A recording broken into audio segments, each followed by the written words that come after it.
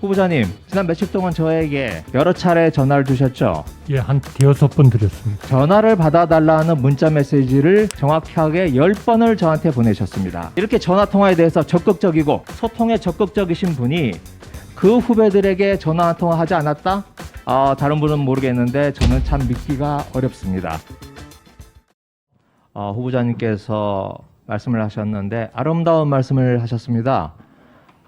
마치 재경부 대변인이 할 법한 말씀을 해주셨습니다. 정부 홍보와 관련된 내용인데 과연 외국 기업이 김앤장에다가 수십억, 수백억씩의 돈을 주면서 겨우 그런 말을 들으려고 수십억, 수백억의 돈을 지불했을까 의문입니다.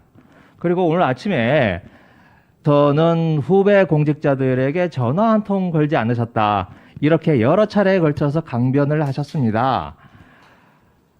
저도 민망스러운 일이라 이런 말씀은 들리지 않으려고 했는데 공적인 일이라 말씀을 드리겠습니다. 후보자님, 지난 며칠 동안 저에게 이 핸드폰을 통해서 여러 차례 전화를 주셨죠?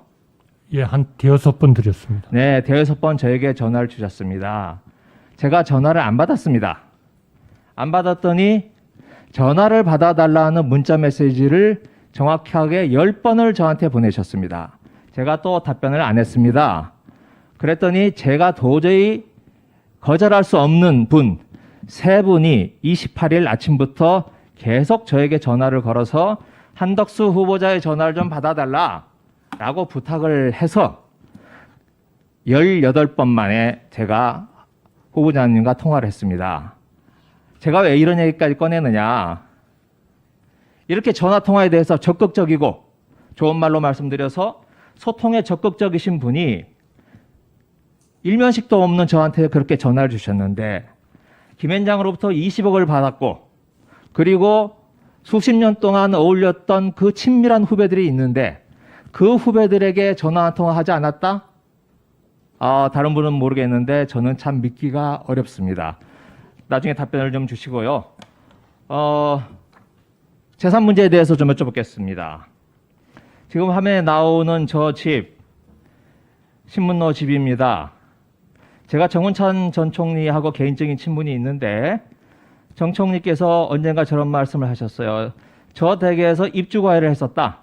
그리고 그 입주과외를 한 뒤에 한덕수 후배한테 경기고 서울대 경제학과 후배인 한덕수에게 넘겨줬다.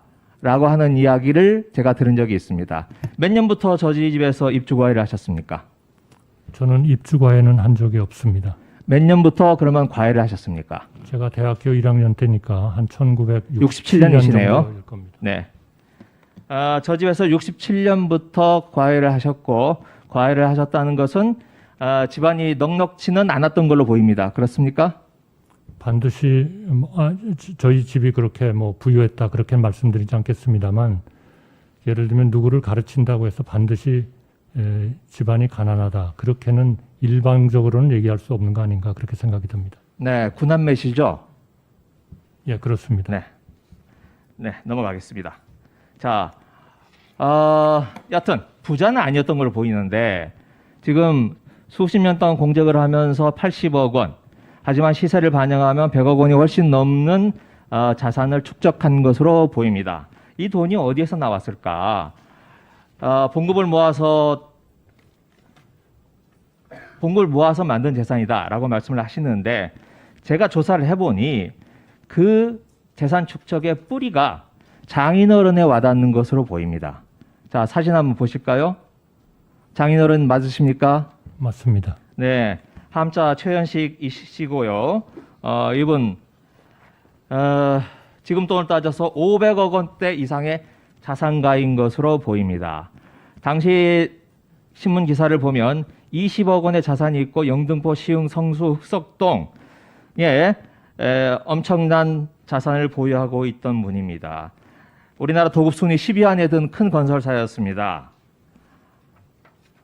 그런데 이분이 꼭 부의 축적 과정에서 올바르게만 부를 축적한 것으로는 보이지 않습니다. 한번 보십시오. 1970년 당시 아까 보니까 과외를 하던 도중인 걸로 보입니다. 70년 당시에 30억 원의 부도를 냈습니다. 그래서 피해자만 400명에 이르고 당시 30억 원의 부도는 지금 돈으로 600억 원이 넘는 큰 액수입니다. 또 그것만이 아닙니다. 신흥건설은 다음 페이지 좀 넘겨보실래요? 뇌물, 부실공사, 체납, 부도수표 남발 이런 걸로 오명을 남긴 회사입니다. 자, 그렇게 해서 모은 재산을 다음 페이지 넘겨주실래요? 압구정동입니다. 압구정동에 거의 최현식 타운이 만들어졌습니다. 장인어른 5남매를 두고 있습니다. 제일 큰 딸하고 결혼하셨죠? 예, 그렇습니다. 네. 그런데 자 보면 압구정 78동, 51동, 71동, 72동, 52동 모두 5자녀에게 넘겨준 것 같습니다. 증여를 하신 것 같습니다. 그때 자식들의 나이가 33, 32, 29 이렇습니다.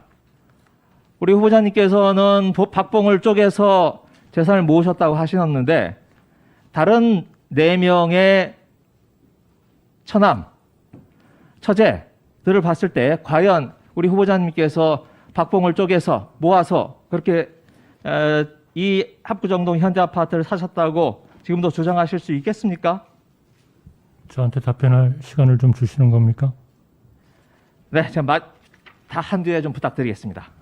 자, 이건 처가 쪽이고요. 자, 다음 장교동, 흑석동, 운현동으로도 한번 보겠습니다. 이것도 다 장인어른과 관련된 땅입니다. 뭐 장교동 땅 많이 알려져 있고요. 그 다음 페이지 한번 보시겠습니까? 흑석동의 땅입니다. 자, 흑석동 땅 중에서 173번지에 있는 땅, 이 땅 장인어른 땅이었습니다. 이 땅이 지금 삼남과 차남 그리고 삼남의 부인 1살짜리 아들들에게 재산이 상속됐습니다. 그런데 공교롭게도 결혼한 74년도 결혼하셨죠? 예, 그렇습니다. 76년도에 아니죠. 75년도에 제일 큰형님 한관수 씨의 부인 형수님 이름으로 바로 한관수 장인어른의 집 옆집이 큰형님 이름으로 명의가 변경이 됩니다. 또 오른쪽에 있는 흑석동 225번지 3층 건물입니다. 저 건물도 장인어른과 관련된 건물로 보입니다. 그런데 그 건물도 또 큰형님인 한관수 씨로 옮겨가고 지금은 그 자제분으로 이동이 됐습니다. 왜 이런 우연한 일이 벌어지고 있는가? 저는 참 납득하기가 어렵습니다. 이 문제에 대해서 그리고 지금 여기는 한주재단이라고 하는 조카가 지금 이 건물에 입주해 있고 이 한관수 씨의 자녀들이 이 땅이 아크로 리버하임으로 재개발이 돼서 아파트에 살고 있습니다. 형수님도 거기 살고 있는 것으로 제가 파악을 했는데요. 이 재산 형성 과정에서 설명을 부탁드리겠습니다. 시간을 좀 지금 시간이 주시겠습니까, 다 돼서 위원장님? 짧은 시간에 답할 수도 없는 것이고 한 2분만. 아니 이 시간 이후에 별도의 시간 마치고 원턴하고 난 뒤에 별도로 시간을 드리도록 하겠습니다. 네. 그래서 제가 위원님들께서 질문하실 때 답변할 시간을 좀 확보해 주시고 질문을 마쳐 주십사 하는 부탁을 다시 한번 드리겠습니다.